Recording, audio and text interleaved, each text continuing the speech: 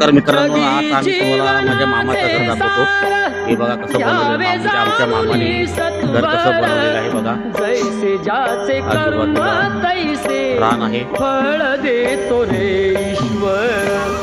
जैसे जाचे कर्म तैसे फळ देतो रे आमच्या मामाने ईश्वर। हे शेत लावलेलं आहे, शेत हे बघा कसं शेत लावलंय, मस्त पद्धतीने शेत क्षणिक लावलेलं आहे। सुखासाठी अपुऱ्या तांदूळ कुणी वगैरे होतो